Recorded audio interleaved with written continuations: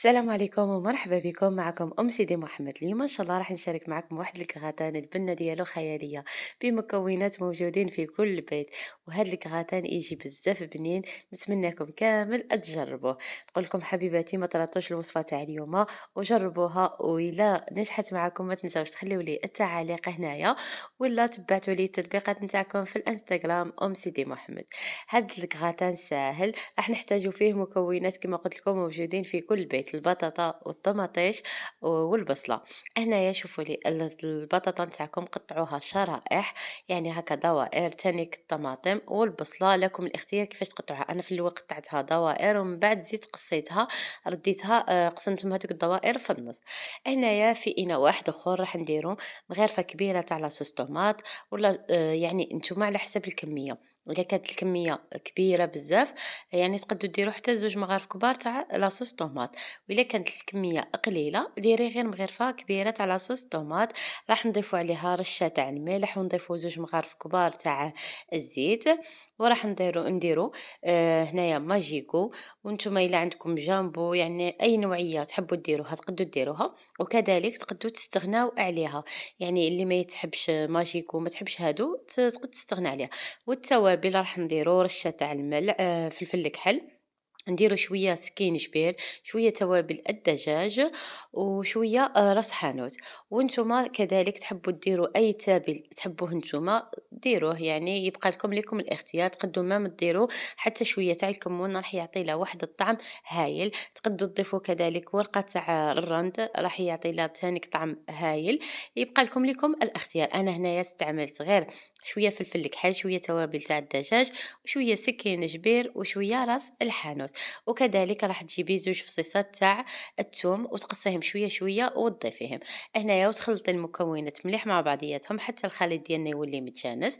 وراح تضيفي عليهم شويه تاع الماء، غير قيس باش تبلي بهم هادوك يعني البطاطا والبصله ديالك. شوفوا الكغاتن هذا ما كانش مثل منه، يعني تقدي دوكا تشوفي لا فيديو تروحي تحضريه الفطور ديالك ولا العشاء ديالك، وما ياخدش وقت طويل في الطياب، خاصة إلا قصيتوا البطاطا نتاعكم ماشيش غليظة بزاف. هنايا أول حاجة راح تجيبوا البصلة، هي الأولى تفوتوا تتبلوها. أنا هنايا البصلة قلت لكم زيد قصيتها شوية، باسكو ما نحبهاش تقعد بلا أطياب، نخافها تجي زعما هكا بلا طياب، عليها زيد قصيتها. وانتوما يعني تقدوا تخليوها هكا شرائح، مي رققوهم باش طيب لكم مليح، وما تجيش ما تقعد لكمش خطره في الغرضان ديالكم، باسكو هاد الصوالح كلشي رانا غادي نديروهم هكا خضر ونديروهم في البلا ديالنا. هنايا فوت كامل هذيك البصله قصيتها وديرتها في هاد التوابل، ومن بعد درتها كامل في البلا نتاعي. وبنفس الطريقة راح نديرو هذيك البطاطا ديالنا. مام البطاطا ماذا بيك تقصوها رقيقة باش طيب لكم بالخف.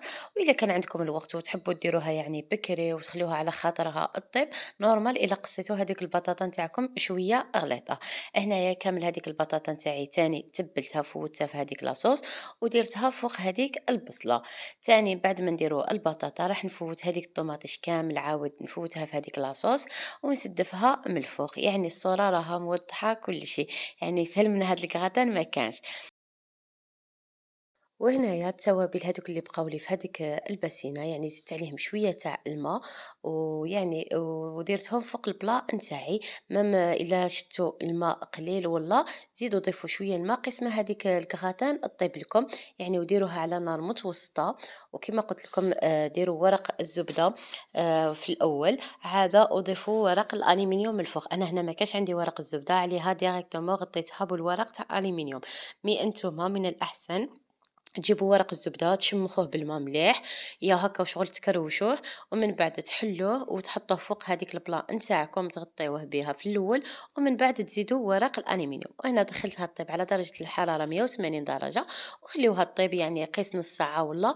من بعد تجيبوا هكا فرشيطة ودخلوها في البطاطا وشوفوها اسكو طابت ولا مازال. وهنايا نروحو نحضروا البيشاميل نتاعنا. راح نديرو مغرفة كبيرة تاع الدهان، وراح نضيفو مغرفة كبيرة تاع الفرينة، نخلطوهم مليح مع بعضياتهم على نار متوسطة. بعد ما يتجانسوا لنا راح نضيفو عليهم كاس تاع الحليب ونردوهم فوق النار ونقعدو نخلطو حتى الخليط ديالنا يعقد لنا. يعني البيشاميل كامل تقريبا تعرفوا تخدموها. يعني هذه هي الصلصة راح نضيفوها بعد ما الكغاتان تاعنا يطيب. راح نضيفو هاد البيشاميل. وهنا البيشاميل تاعنا بعد ما ثقلت لنا راح نضيفوا عليها حبة تاع البيض ونخلطوها مليح. شوفوا وهي سخونة تضيفوا هذيك الحبة تاع البيض وخلطوه مليح مليح حتى يولي متجانس. من بعد جيبوا شوية فرماج رابي، يعني فرماج شيدر او فرماج نابولي، يعني اي نوعية تاع الفرماج، مهم هذيك النوعية اللي تكون الدوب. وضيفي تاني مغرفة تاع الفرماج، يعني عندك الفرماج تاع المثلث تضيفي زوج حبات تاع الفرماج ولا تاع المربعات ولا اي نوعية كانت عندك تاع الفرماج. وهنايا في الأخير ضفت لها شوية تاع فلفل الكحل وكذلك الملح. هذه هي البيشاميل نتاعي هنايا راها واجدة. وهنايا بعد ما الكغاتان نتاعي وجد، شوفوا حبيباتي كي تدخلوا الفرشيطة في هذيك البطاطا تلقاوها طايبة، ويكون يعني ولا لقيتوها مازال ما شربت لكمش البويون، نحيو لها هذاك ورق الالومنيوم وخليوها تشرب شويه هذيك لاصوص نتاعو باش ما يجيكمش من الداخل. واللي تحبوا بلاصوص تقد تخليه بلاصوص. وهنايا في الاخير ضفت لها البيشاميل كيما راكو تشوفوا، وندخلوها تزيد الطيب لنا. شعلوا لها من التحت غير قيس 10 دقائق هكاك، ومن بعد شعلوا لها من الفوق باش تاخد هذاك اللون الذهبي. شوفوا يا حبيباتي تجي واحد الكغان ما نحكي لكمش، البنه خياليه. وهذا هو الكغاتان نتاعي بعد ما وجد. شوفوا لي الشكل ديالو يشهي حبيباتي. وانتم يعني تتحكموا في الدرجه تاع اللون تاع الكغاتان نتاعكم، الا تحبوه يعني أكتر من هكا حمار زيدوا خليوه في الفرن، يعني شعلوا له من الفوق مليح. وإلا تحبوه يعني قل من هكا، يعني نتوما تتحكموا في الطريقة ديالو ويجي واحد الكغاتان كما قلت لكم بنين. نتمنى لكم كامل تجربوه وتبعتوا لي التطبيقات نتاعكم في الانستغرام أم سيدي محمد. هنا نقول لكم نضرب لكم موعد عن قريب إن شاء الله. وما تنساوش تخليوا لي جام. ماذا بكم كذلك تعلقوا لي، وإلا كنتي أول مرة تشوفي قناتي ما تنسايش تشتركي وتفعلي زر الجرس باش يوصلك كل ما هو جديد.